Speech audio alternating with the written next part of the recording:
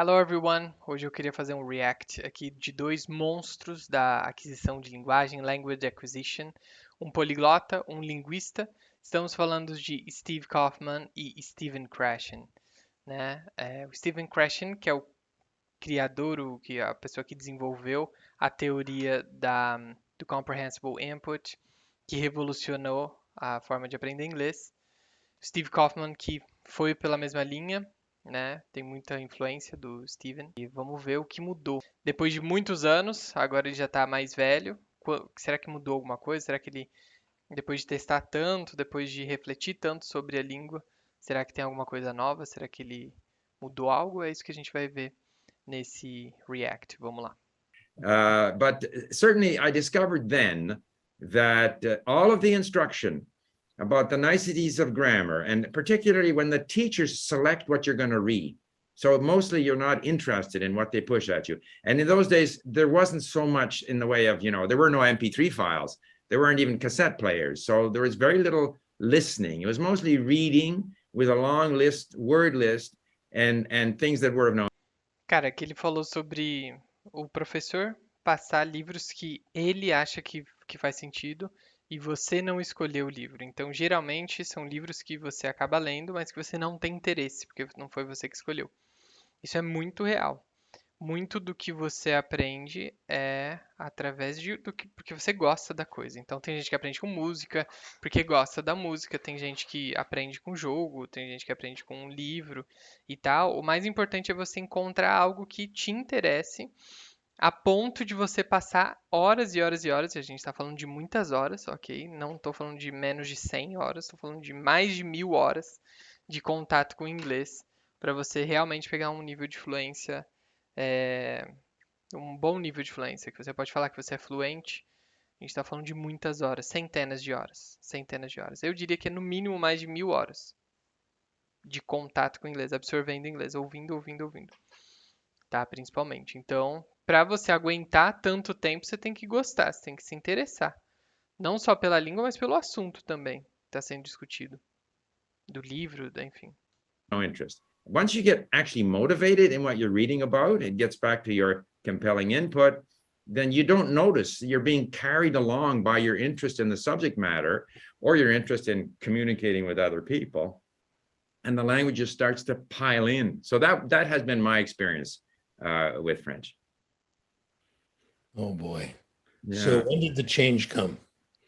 Well, like change came very quickly. See, one of the things I think is, although I'm a critic of school language instruction, in fact, if you spend 10 years passively doing stuff in French, despite the effort, the interesting thing is, I went to a football game. We have the Montreal Alouettes, and we had a problem with our ticket.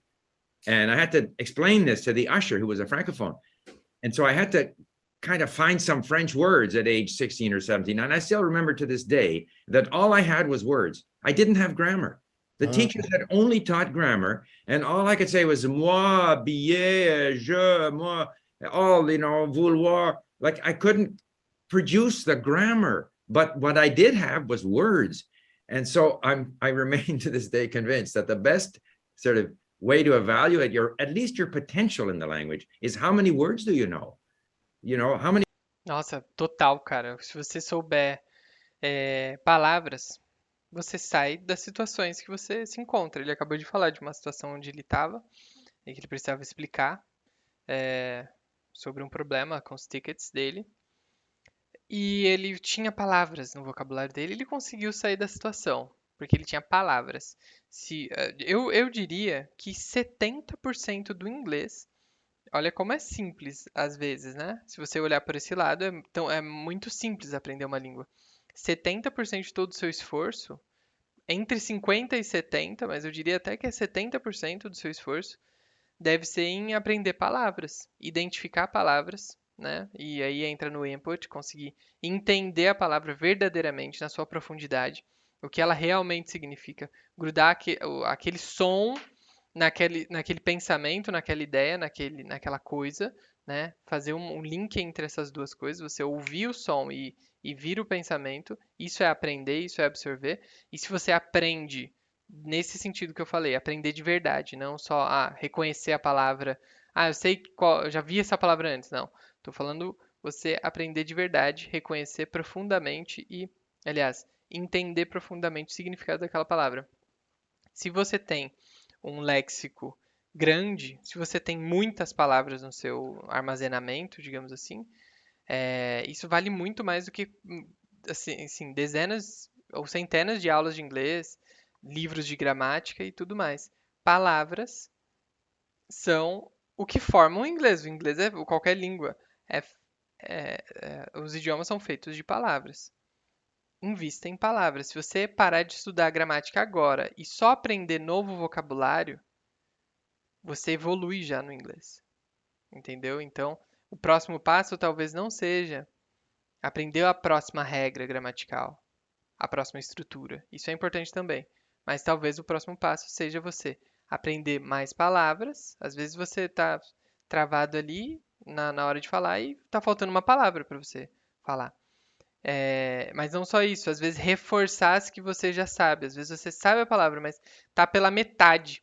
Como se você imaginasse que tem uma gradação de 0 a 100% e 100% é quando você sabe a palavra mesmo, a ponto, você entende ela verdadeiramente, o significado dela, a ponto de você conseguir acionar ela quando você está falando inglês. Você está, em algumas palavras, em várias palavras, você está no nível 50%, né, dessa palavra. Você tem que ver ela mais vezes, ouvir ela mais vezes para você chegar no nível de 100%. E de aquela compreensão instantânea, de você ouvir a palavra e já saber o que significa. Quando você chegar nesse nível com várias palavras, provavelmente você não vai mais se queixar de não conseguir sair de situações. Isso vale mais do que grammar, vale mais do que estruturas e tal. É importante os dois, mas como eu falei, talvez o próximo passo seja você aprender novas palavras ou reforçar palavras que você já conhece através de leitura e tal. Eu vou colocar no final desse vídeo a recomendação de um vídeo meu que é por que leitura é tão importante. Vai fazer bastante sentido nesse sentido de reforçar o que você já sabe. Talvez o próximo passo seja esse, e não qualquer outra coisa. Many words do you know, even passively? So, but eventually, of course, once I got really interested and I watched movies and listened to radio, and then I went to France and I had to do all my schooling in French and write essays in French and answer oral questions in French. Of course, then it just cascades. Yeah, there you have it. Very good.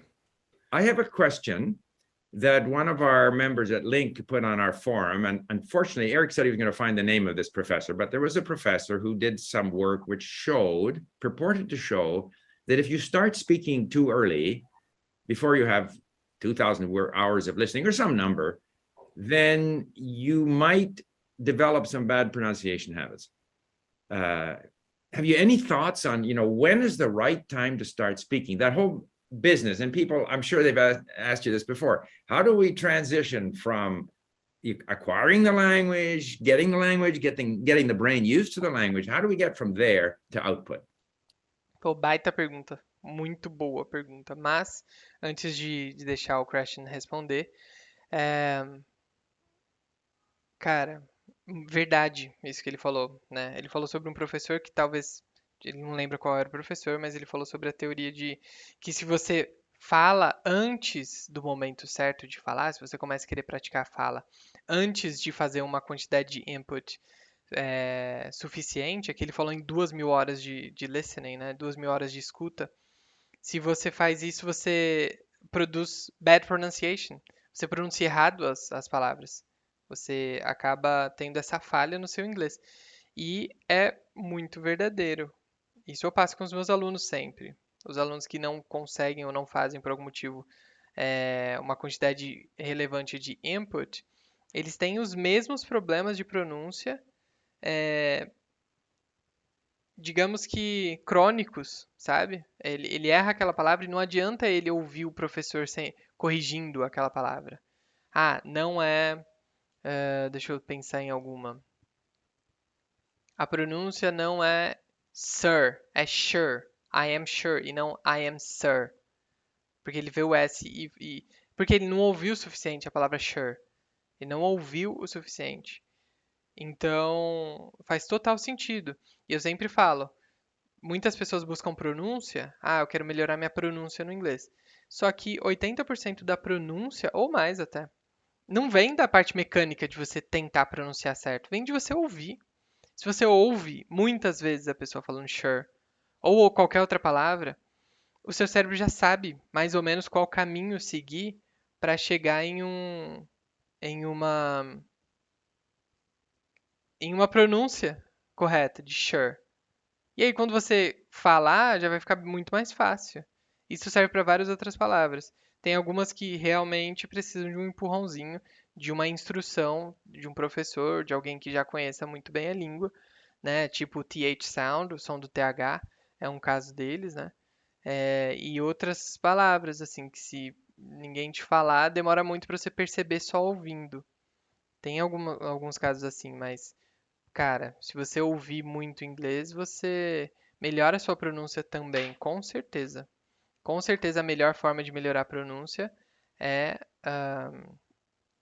é ouvindo também. Assim, na verdade a melhor forma é ouvindo. Depois fica super fácil, fica super fácil. Okay, I can give a partial answer to that. I don't know the complete answer, and that's a good research question for eager scholars, I think. But there is a problem with early speaking, and I'll tell you my story. We used to live down the street from a family that had a daughter the same age as our daughter at the time, around 5 years old, which is nearly 50 years ago. Okay. And I used to we get the girls together to play. And one day it was my responsibility to pick up both girls after an hour, bring her to my house, because the mom had to go off and take her Spanish course at the local community college. So I went up, I said, okay, girls, let's go. She said, wait, I have to take my pill. She goes in the bathroom, takes this pill. And again, we were good family friends. I said, what was that? She said, well, today, Valium. Today it would be Prozac, anti-anxiety medication. So again, relying on our close friendship, I said, well, why are you taking Valium? French class. It freaks me out. Wow. And I said, what is it about French class that makes you so nervous? When the teacher calls on me, having to talk before I'm ready. I interpret that as having to use stuff you've consciously learned and not being able to work on it, to use what you have acquired. I thought this is something. I looked at all the research, found more, and it's all there. One of the biggest anxiety producing things is having to talk before you're ready in a language class. Now, there's some interesting anthropological research that backs this up. A guy named Sorensen went to the Amazon Valley and looked at a group of 10,000 people on the border between two countries who spoke like 24 languages, not all related. 10,000 is not that much. You go to a football game, there are 10,000 people in the stadium, that's not very much. And so it's really not a big number. They were all pretty good in languages. They picked up mommy's language, daddy's language, the language of their friends, gradually the language of all the local lingua francas, and were heavily monolingual. So Sorensen interviewed them. How do you do it? We don't try to say anything. We don't force it unless we think we're ready. We just wait, we just listen, and then it comes. By the way, in that culture, you are forbidden from correcting anybody for doing anything. Okay. Other studies have found the same thing. We go to another country and we just stay there, be with the people until we can hear the language, which means understand it. They say for them, consistent results, it takes a year or two before you're comfortable. We can actually, I think that's true in the real environment where you don't have extra support. We can do better. We have language classes. We can give people comprehensible input right away in a good language class, which is what we're supposed to do. So that backs up the point. The reluctance with early speaking, it could give you a bad accent. I don't know. Let's find out. But it's the fear, the discomfort of having to produce before you're ready. And I would add, in my experience, I am more, say, intimidated. Say I have an online lesson with a tutor. It bothers me more when I don't understand what the other person is saying. The fact that I stumble, especially if it's with a tutor, so you're in a protected environment, that's normal. It's mildly annoying that words that I have been reading and listening to, and I'm sure I know the meaning of, and I've gone over it many times, and I get in front of my tutor and I cannot find those words. Those words are just not available to me. But if I understand what the tutor is saying, I'm happy. If, on the other hand, I don't understand, that's very uncomfortable. So yeah, I'm a firm believer in that. But again, so then to me the question is like, how do you evaluate someone in the language? In a way, we shouldn't be evaluating others. We shouldn't even be evaluating ourselves. We should just enjoy the process. But people do want to know, well, am I B1 or B2? You know, am I going to take the HSK or whatever TOEFL test? So do you measure it entirely on how well a person speaks, or how well they pronounce, or how well they understand, and how do you even measure their level of comprehension? It's a big issue. Like, how do you evaluate people? I have never been able to stay awake during a discussion of testing and how we should do it, because just for the reasons you mentioned, it's an external task imposed on us, and that's not what we're about. Right. Just the tests pretty well agree with each Isso é um problema, né? O inglês, você melhora o seu inglês, principalmente no começo. Assim, vamos colocar no geral. Você melhora o seu inglês a partir de listening, a partir de escuta e leitura. Acquiring language, putting it in, colocando para dentro, absorvendo, entendendo. Isso não é algo que dá para medir. O máximo que você pode fazer é abrir um livro e ver quantas palavras a pessoa entende, sabe? Mas as pessoas não querem isso, elas querem medir, né, o nível de compreensão delas. Aliás, desculpa, não é nem o nível de compreensão. Elas querem medir o inglês delas, entendeu? Em qual nível ela tá. E aí isso é um problema. É difícil medir a compreensão de uma pessoa, ela não consegue. É difícil, enfim. other, so that's not a problem. Mm-hmm. So it's a question I really would love to ignore. Can we go on to the next one? All right. Well, I agree with you. I agree with I'll give you some results from testing, but I don't know the best way of testing. Maybe self-evaluation. I also agree with you about correction. And you often hear the argument, well, you know, mothers correct their kids when they start speaking, otherwise they never speak correctly. That's an amazing. What's your reaction to that comment? Actually, they don't. Of course they don't. Saying, yeah, of course. They couldn't possibly correct every little mistake. And I've noticed this myself. When I do give lessons in English, if I correct the other person, they continue making the same mistake right there in the very same lesson. So it has no impact. And I find it mildly annoying if I am corrected without having asked for correction. So to me, the whole correction issue is, I agree, that's one of your themes, is that it just creates more tension, more Prozac. Uma coisa, corrections doesn't make sense. Assim, já tem 7 anos que eu dou aula de inglês e, nossa, já passou muitas vezes isso de eu corrigir e o aluno não entender. Na aula, ele não entende mesmo. O que acontece eu faço uma lista de erros que o aluno cometeu e depois eu converso com o aluno sobre esses erros, para ele colocar as palavras no radar dele. Por exemplo, eu errei o there is. Em vez de falar there is, there's a problem in my job. A pessoa fala have a problem in my job. Have a problem in my family. Alguma coisa assim, em vez de there is. Eu aviso a pessoa, você está errando nesse there is, para ela perceber mais quando ela for fazer o listening dela, quando ela for fazer o input dela, leitura, escuta, série, podcast, quando ela for ouvir. Quando ela ouvir o there is, ela tem que dar mais atenção para aquilo, porque provavelmente ela está deixando passar batido aquela frase.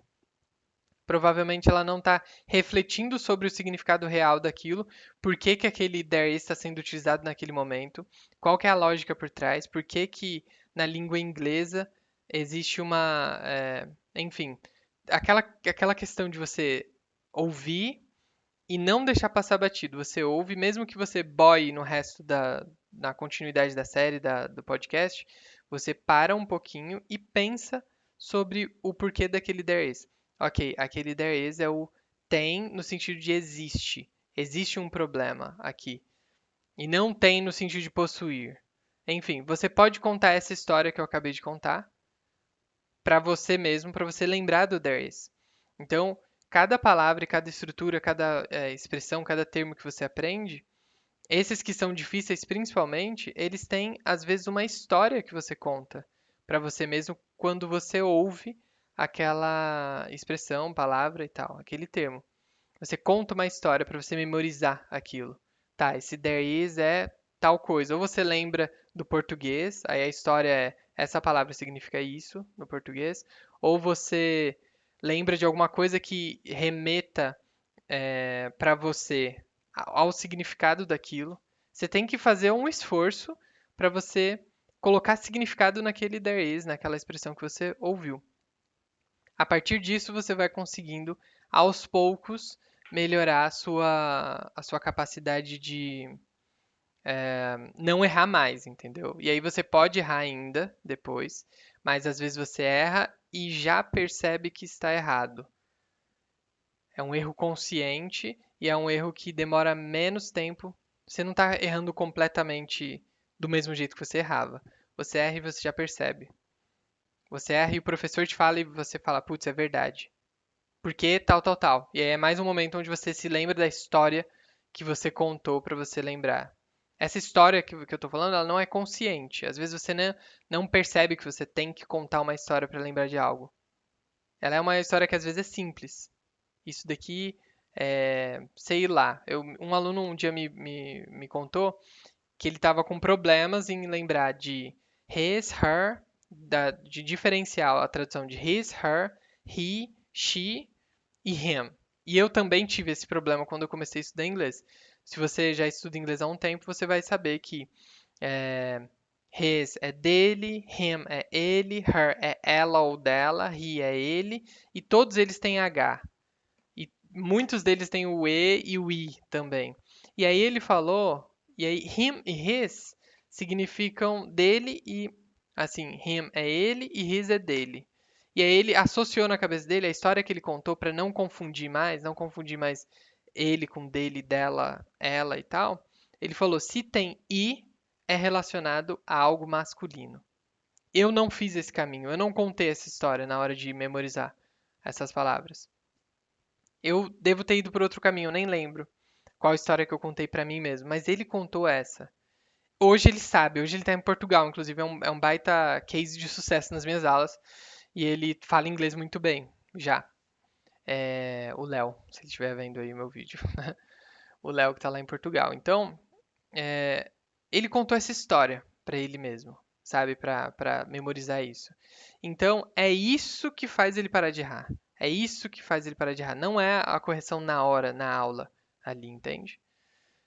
Enfim, correções na hora não servem. Não é aquela correção que faz o aluno melhorar. É todo o processo de reflexão, é todo o processo de compreensão do significado real daquele som, daquela palavra, daquele signo, né? Enfim, continuando. Also, it is aimed at conscious learning. Right. Make a mistake. The child says, I comes to school every day. And you say, no, it's I come to school every day. The child is supposed to think, oh, yeah, that S goes on the third person singular, not the first person singular. That you look at the studies, it does. It's a big disappointment, as a matter of fact. Testing doesn't really work that well. So what has changed? I mean, I mentioned in my video that I first met you in 2003. By the way, I didn't know when it was that I first met you, but then I managed to find the Taipei Lectures book that I bought in Taipei and it said they're published in 2003. And it just so happened that my book about my own experiences of language learning was also published in 2003. And I went to Taipei. I was at this language conference, the first one I'd ever attended. And everybody was thronging into this lecture room to listen to Dr. Krashen. And I didn't know who Dr. Krashen was. But I remember that I was so impressed with the sort of element of simplicity that you brought to the process of language learning that I quickly had to buy your book. What has changed in language learning since 2003? Boa, era isso aqui que eu queria saber, né? O que mudou desde 2003? Será que ele mudou alguma coisa? Vamos ver. Na language acquisition dele, né? Not much. And let me tell you why. Good question. Okay. Good question means when I'm prepared to answer, and this is one of them that I enjoy answering. Here and there, yes, there have been changes, There's more comprehensible input than before, but by and large, language teaching is the same as it was in 1945. Okay, there's been very little change, and there are good reasons why. How do you find out about it? Well, you can buy books. They're written in, except for mine, they're generally written in what we call tortured prose.